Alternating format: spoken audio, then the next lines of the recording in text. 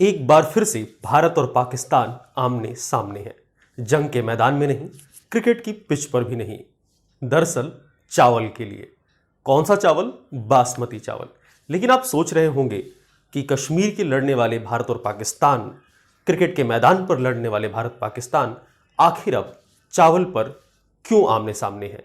नमस्कार, मैं पंकज कुमार और आप देख रहे हैं मेरा यूट्यूब चैनल गजब इंडिया, जहां आज मैं बात करूंगा आखिर भारत और पाकिस्तान बासमती चावल पर आमने सामने क्यों है, पूरा मामला क्या है। वैसे मैं आपको छोटी सी जानकारी और देता हूं कि भारत पाकिस्तान बासमती चावल पर बाद में आमने सामने हुए, उससे पहले भारत के दो राज्य भिड़ चुके हैं, मध्य प्रदेश और पंजाब। लेकिन आज बात मुख्य रूप से हम भारत पाकिस्तान पर करेंगे कि आखिर वो चावल के लिए, बासमती चावल के लिए खासतौर से क्यों लड़ रहे हैं, ये सब जानेंगे। उसके पहले मैं आपको बताता हूं कि बासमती आया कहां से। बासमती जो शब्द आप सुनते हैं उसका मतलब क्या होता है, उसके बाद समझेंगे कि आखिर ये पूरी लड़ाई क्या है। दरअसल बासमती संस्कृत भाषा से बना है। संस्कृत भाषा के दो शब्द वस और मायप से बना है। वस का मतलब होता है सुगंध, मायप का मतलब होता है गहरे तक जमा हुआ होना। यह मायप ही बाद में जाकर मती हो गया। मती का एक और मतलब होता है जिसका मतलब होता है रानी, यानी सुगंध की रानी। तो दरअसल जो बासमती है उसका जो शाब्दिक अर्थ है वो सुगंध की रानी है, और ये संस्कृत भाषा के वस और मायप शब्दों से बना है। मायप ही बाद में जाके मती होता है, और मायप का एक मतलब गहरे तक जमा होना और दूसरा मतलब जो मती है उस शब्द का जो मतलब है वो रानी होता है। तो यानी बासमती यानी सुगंध की रानी। तो ये तो मतलब हो गया बासमती का। अब थोड़ा सा इसका इतिहास समझते हैं। दरअसल जब भारत में अंग्रेज थे, यानी 18वीं शताब्दी से जो पहले तक बासमती भारत में होता था, इसके स्पष्ट प्रमाण मिलते हैं। इसके अलावा हड़प्पा और मोहनजोदड़ो की खुदाई में भी इस बात के स्पष्ट सबूत मिलते हैं कि भारत में बहुत शताब्दियों से बासमती की खेती होती रही है। अब एक अहम सवाल यह है कि आखिर बासमती कहां होता है, भारत में कौन से इलाके हैं जहां बासमती होता है। इस बात से आपको एक अंदाजा तो लग जाएगा कि भारत पाकिस्तान दोनों जगह ये विवाद क्यों है और दोनों चावल को लेके, बासमती चावल को लेके क्यों लड़ रहे हैं। दरअसल बासमती हिमालयी इलाका में होता है, जहां पे हिमालय से जो सटे हुए जो इलाके हैं वहां होता है।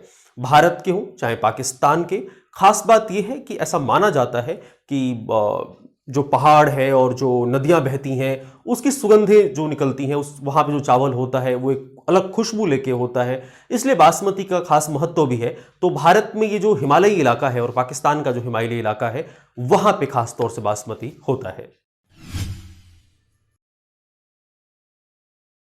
भारत के सीड्स एक्ट 1966 में बासमती की 29 किस्में हैं, लेकिन फिलहाल देश भर में 33 वैरायटी उगाई जाती है। भारत सरकार की एपेडा यानी agriculture and processed food products export development authority ने मई 2010 में हिमालय के आसपास बसे 7 राज्यों जम्मू कश्मीर, पंजाब, हरियाणा, हिमाचल प्रदेश, उत्तराखंड, दिल्ली और पश्चिम यूपी के 26 जिले को जीआई टैग दिया था। अब यहां पर एक शब्द आया जीआई टैग का। वो आप सोच रहे होंगे कि जीआई टैग क्या है। ये बहुत खास सवाल है, अहम सवाल है। अक्सर सिविल सर्विस में पूछा जाता है, बाकी जगहों पर भी आता है। और दरअसल जो ये पूरा झगड़ा है भारत पाकिस्तान का वो जीआई टैग को ही लेके है, बासमती के जीआई टैग को लेके है, उस पर भी आएंगे। पहले समझ लेते हैं कि जीआई टैग क्या है और कहां से आया। दरअसल तो पूरा मामला यह है कि जब यूरोप के कुछ देशों में 19वीं शताब्दी में एक विचार पनपा, कुछ लोग ये सोचने लगे कि जो खास चीजें हैं, जो खास खाद्य पदार्थ हैं, जो वहां की पहचान है, जो वहीं पर होती हैं, उनको एक खास संरक्षण मिलना चाहिए ताकि दूसरे लोग उसकी नकल ना कर पाए। जैसे आप देखते होंगे कि कोई सपोज करिए कि कोई दुकानदार है, जैसे मान लीजिए कि अलवर की कोई मिठाई प्रसिद्ध है, तो उसी नाम से, हुबहू नाम से आप देखते हैं कि दूसरी जगहों पर भी सेम मिठाई मिलने लगती है, उस ब्रांड की चोरी हो जाती है।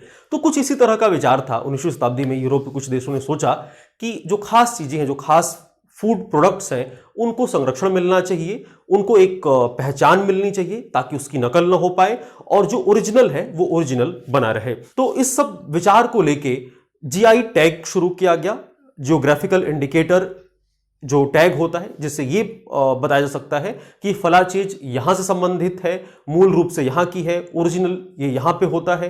तो यूरोप में और पूरी दुनिया में फ्रांस वो पहला मुल्क था जिसने 20वीं शताब्दी में जीआई टैग देने की शुरुआत की, ज्योग्राफिकल इंडिकेशन टैग देने की शुरुआत की। भारत में कब आया यह भी समझते हैं।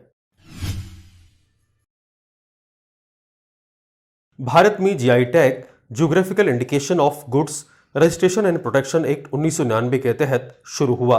भारत का पहला जीआई टैग साल 2004 में दार्जिलिंग टी को दिया गया। अब तो बात यह हो गई कि ये दुनिया में कैसे आया, भारत में कैसे आया। अब ये समझते हैं कि किसी भी फूड प्रोडक्ट को अगर जीआई टैग दिलाना हो या मिलना हो तो पूरा प्रोसेस क्या है, कैसे आवेदन किया जा सकता है।